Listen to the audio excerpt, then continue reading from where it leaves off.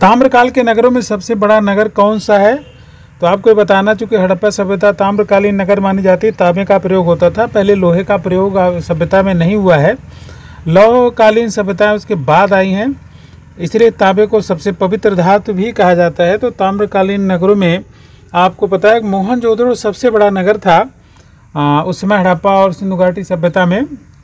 और जो तांबे का पवित्र मानने का भाव है तब से ही चला आ रहा है, क्योंकि तांबा पहली धातु थी जिसको हमारे पूर्वजों ने प्रयोग करना सीखा है। और आज भी आप देखते हैं पूजा पाठ में तांबे का प्रयोग होता है।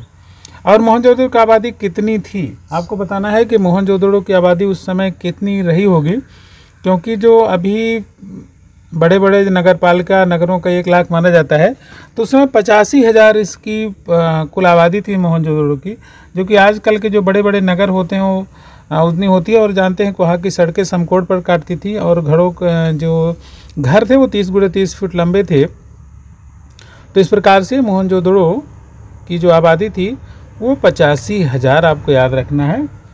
और 85,000 आज के युग के हिसाब से भी बहुत बड़े नगर की जनसंख्या है, काफ़ी बड़ा नगर रहा होगा उस ज़माने में, अपने ज़माने में। अब देखिए अगला प्रश्न है, भारतीय पुरातत्व सर्वेक्षण विभाग के महानिदेशक कौन थे? भारतीय पुरातत्व विभाग उसी समय बहुत अंग्रेज़ों के ज़माने में बना हुआ है, और इसका काम है जो पुराने चीज़ें हैं ऐतिहासिक महत्व को उनका संरक्षण करना और वहाँ पर खुदाई करके उसके बारे में जानकारी एकत्रित करना। जो हमारे राष्ट्रीय स्मारक हैं उनकी सुरक्षा संरक्षा का दायित्व भी भारतीय पुरातत्व सर्वेक्षण विभाग के ऊपर है। तो इसके जो उस ज़माने के अध्यक्ष थे जॉन मार्शल जी थे। तो जॉन मार्शल याद रखिएगा अंग्रेज महानिदेशक थे, और इन्हीं के निर्देश पर हड़प्पा और मोहनजोदड़ो वगैरह में खुदाई शुरू हुई थी। और इसके बाद राखलदास बनर्जी, काशीनाथ दीक्षित वगैरह ने वहाँ पर खुदाई किया, जिसका सुपरिणाम हुआ कि हमें सिंधु घाटी सभ्यता के बारे में बहुत अच्छी जानकारी मिली।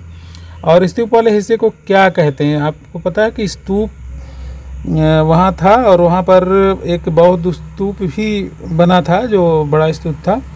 और ज़्यादातर इसके नगरों को गढ़ के नाम से जाना जाता था।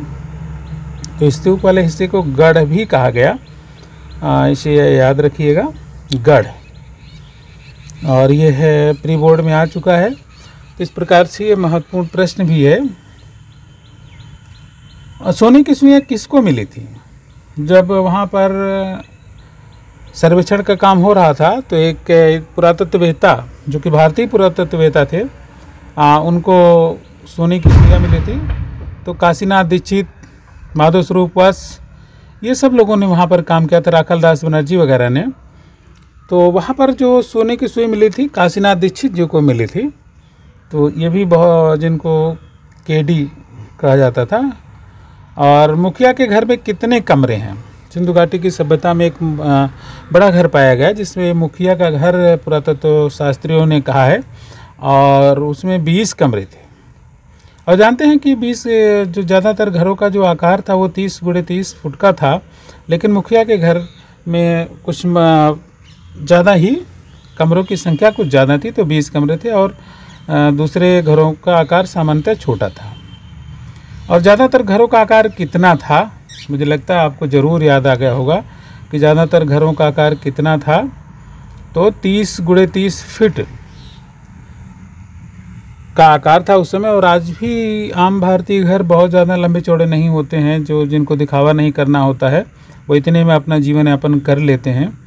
इस प्रकार से उस समय भी यही हाल थी, 30 × 30 फीट। ये फीट ज़रूर याद रखिएगा।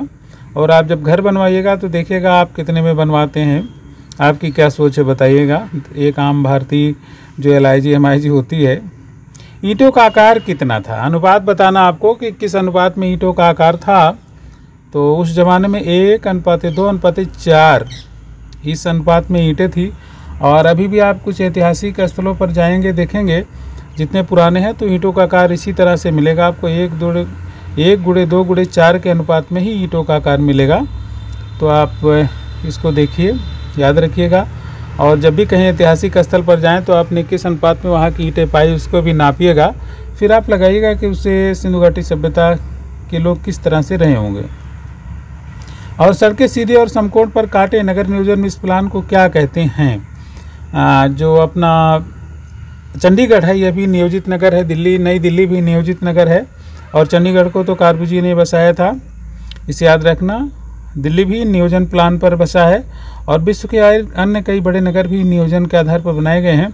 लेकिन जो ये ग्रिड प्लान कहते हैं, जो यह नगर नियोजन का प्लान है, इसे ग्रिड प्लान, तो ग्रिड प्लान को याद रखेंगे इसी नाम से। बहुत ही महत्वपूर्ण प्लान है ये और ये नगर नियोजन में इसका बड़ा महत्व है। और नगर किस प्रकार से आगे भी विकसित हो, इसकी भी योजना आप वास्तुकारों को रखनी चाहिए। तो इस प्रकार से आपने देखा और अच्छा लगा हो तो सब्सक्राइब जरूर करें, हमारे साथ जुड़े रहें, सबको वीडियो शेयर करें। सबको ओम शांति।